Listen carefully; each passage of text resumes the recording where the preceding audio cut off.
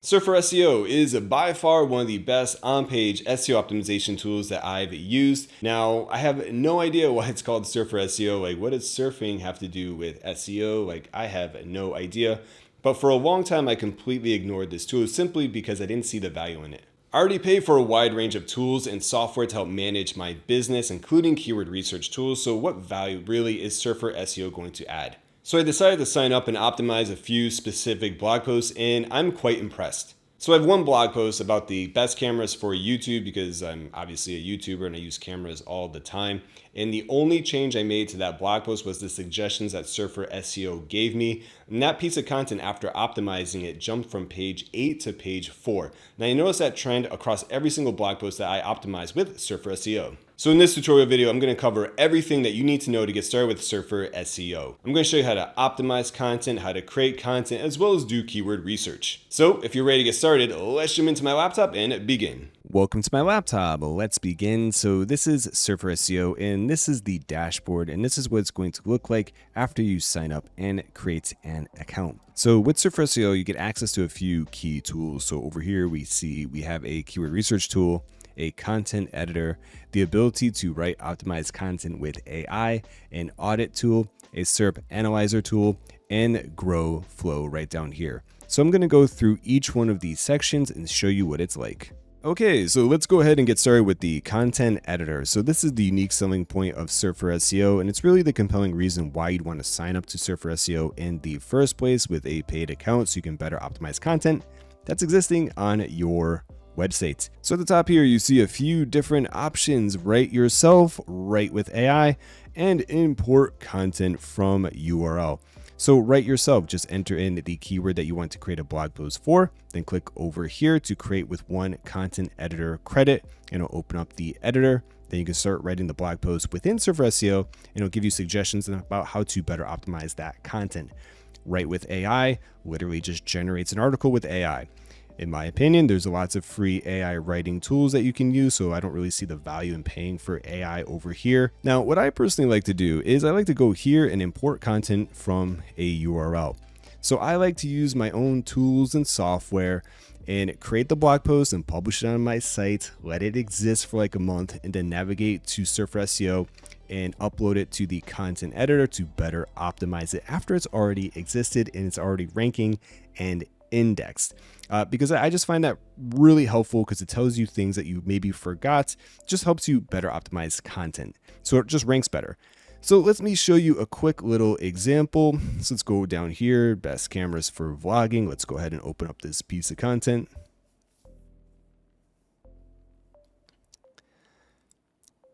And this is the editor. So this is what you're going to be looking at. So again, if you use these two features up here, write yourself, write with AI, it just drops you off here into the editor. So that's why I like to create the content myself, then just optimize it from here. Now, how do you optimize the content? So you come down here and it tells you a bunch of different suggestions that you need to add into your piece of content to make it more comprehensive, complete, and accurate.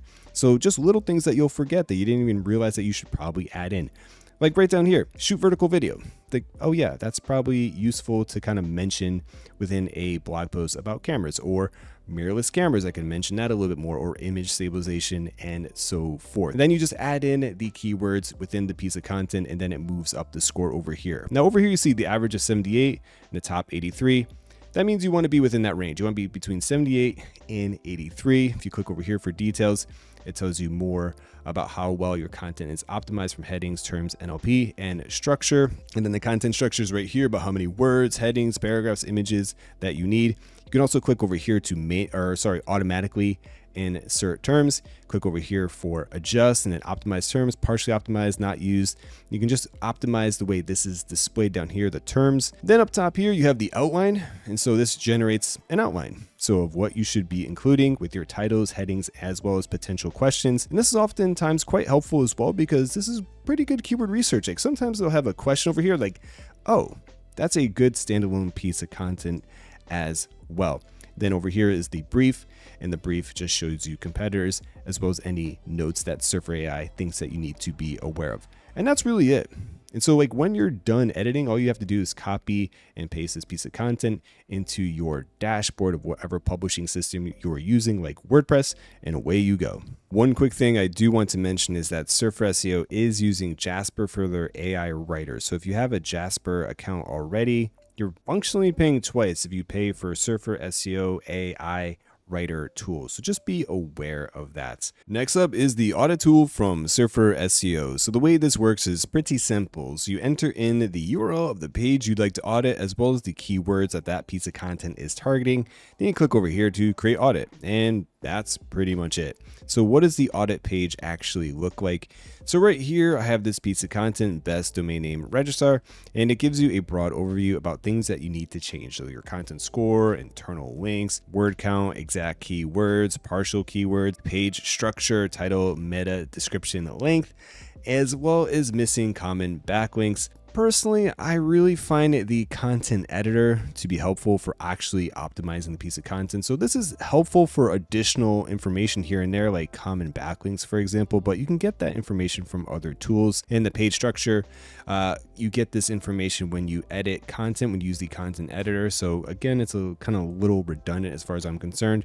And the partial keywords and the exact keywords, this is getting a little bit technical.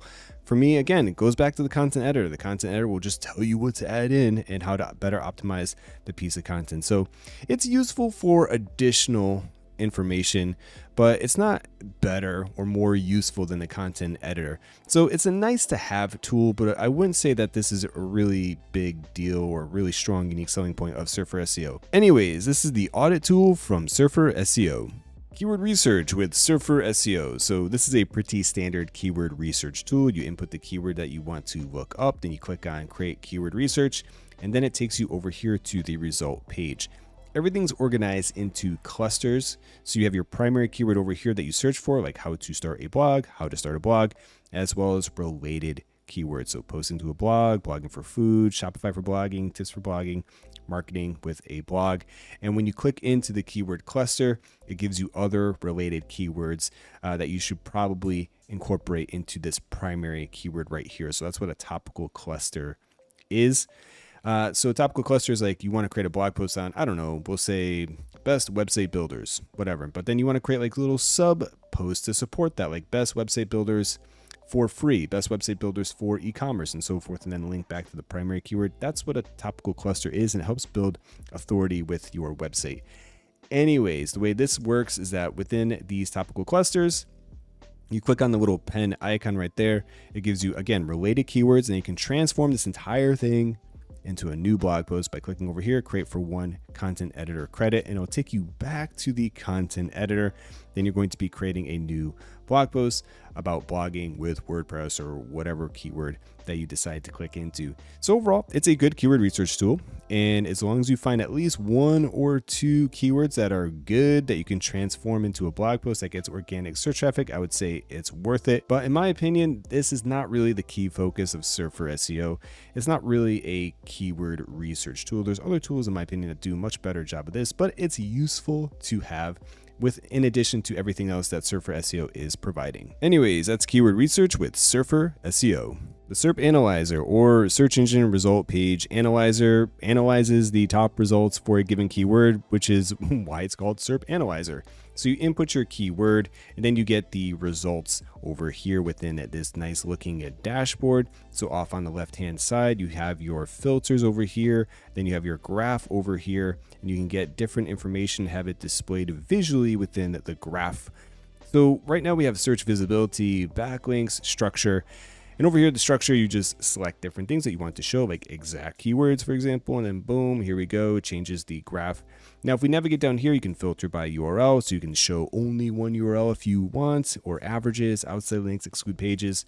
Down here, you have the search results, keywords, questions, popular words, and the results in a quick overview. You can even compare your website to your competitors' websites. Now, overall, I would say this is a nice to have tool, but a proper keyword research tool will do a better job about analyzing the search engine result pages and how competitive Now, overall, I would say that this is a nice to have tool, but a proper keyword research tool will do a better job about analyzing the search engine result pages and how competitive it is.